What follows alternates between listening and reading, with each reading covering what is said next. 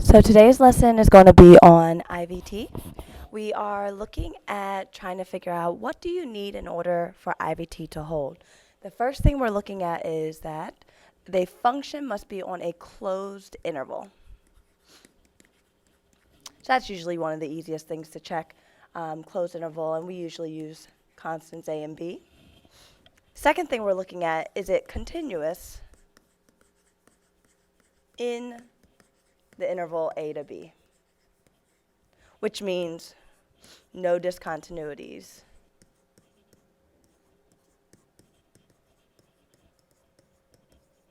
In a to b. So if there is a discontinuity outside of the interval, it actually doesn't matter. We're looking at a closed interval, and so it only has to be continuous within there. So those are the two things that are needed for IVT to hold. Therefore, if you have a function who is closed and continuous in that same interval from a to b, then f of c exists for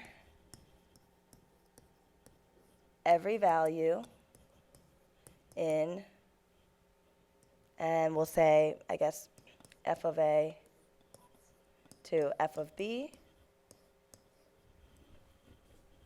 or f of b to f of a, depending on which value is smaller. So really we're looking at the fact that if you have a closed and continuous function from an interval a to b, every y value from f of a, to f of b inclusive will be used or will occur in the domain of a to b. So what the intermediate value theorem does for us, and one thing you can remember, is that it guarantees specific y values.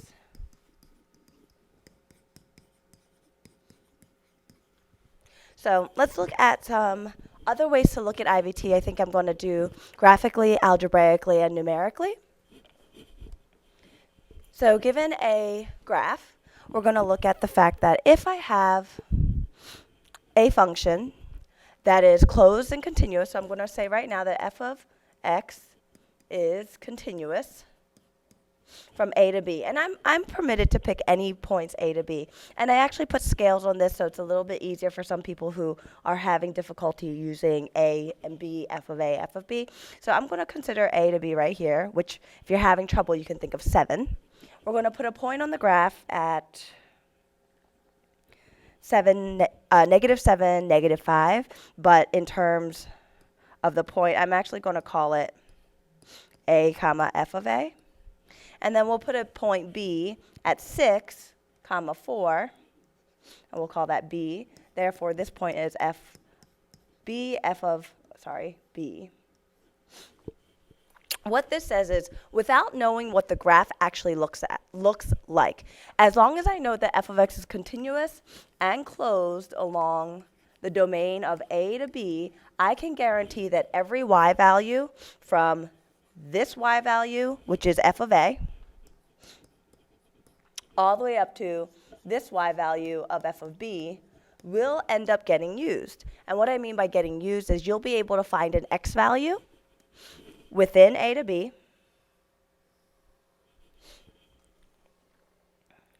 that has a y value from f of a to f of b. So I can pick any y value. I can say, I want to look at a y value of 3.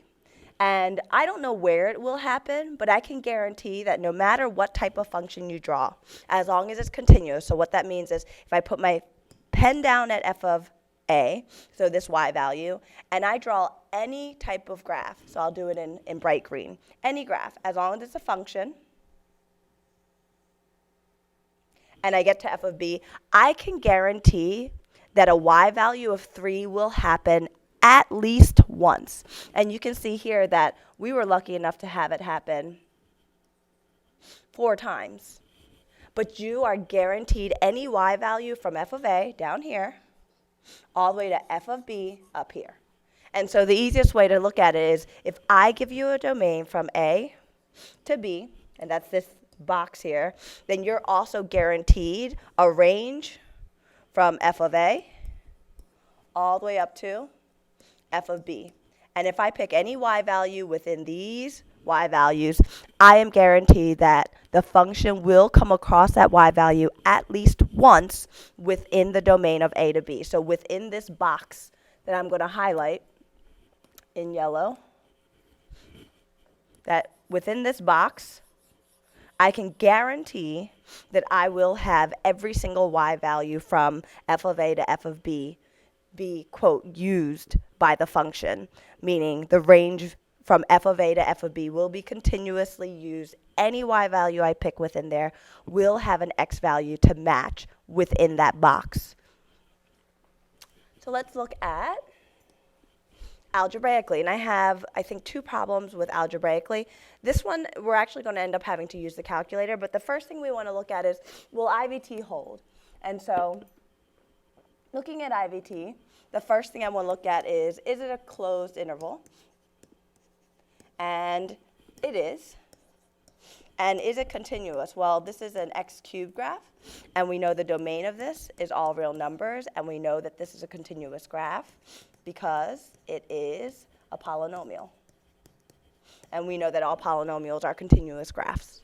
So we have both requirements satisfied, so we're allowed to say that IVT will hold for the values of f of -3 to f of 3 inclusive. So I'm going to actually find those y values. So that'll figure out the range of values that IVT will hold for. So f of -3 would be -27 plus 18 plus 12 plus 4. F of 3 would be 27 minus 12, 27, 9, plus 18, missed one, minus 12, plus 4. And I'm just going to take a look and make sure that I did that correctly. Hopefully I did. And those values would be, so f of -3 is 7. F of 3 is, I believe, 37. So we know that within the domain of -3 to 3, I am guaranteed every single y value from 7 all the way up to 37. So f of c equals 8 is guaranteed. And why? Because 7 is less than or equal to f of c, which is less than or equal to 8. So that at least guarantees it. What I'm going to show you is finding the value, because the last part of this was to find a c value that guaranteed by the theorem. So there could be more than one, but you're guaranteed a minimum of one. So the c value that's guaranteed would be down here, and I'm using pink. So we would do a y value of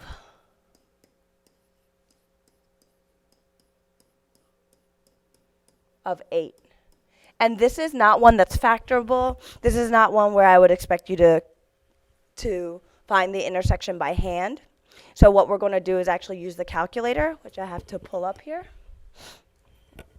And I believe I already have the function in here. So I have, if you look, x cubed plus 2x squared minus 4x plus 4, and the second value is 8, and we're going to do an intersection. So we're looking at a domain from 7 to 37. So what I'm actually going to do is take my window.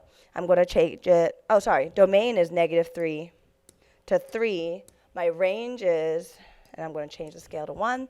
My range would be from 7 to 37. And so we can now look at the graph. you can actually see that the bottom line, this is not the x-axis, this is actually the line y equal to 8. And what the calculator is going to do for us is find all the intersections. There are a total of 3 of them. I'm not going to find every single one of them just to save time, but I will help you find one of them. So, second, trace. We're going to go to number 5, which is intersect. And first curve, it just asks us what the first curve is, and that's the x cubed function, so we press enter. It asks us what the second curve is, and that's 8, so I press enter.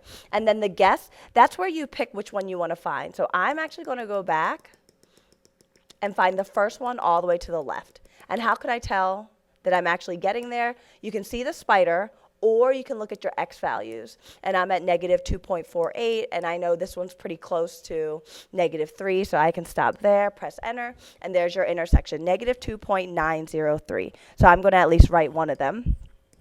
Negative 2.9, and what was it again? 903. 3 decimal places. You can round or you can truncate, sorry. If you want to find the other 2, then you would do the same exact thing. The theorem guarantees that there's at least 1. We actually found that there are really 3 of them. So again, in a domain of negative 3 to 3, I am guaranteed every single y value from 7 to 37.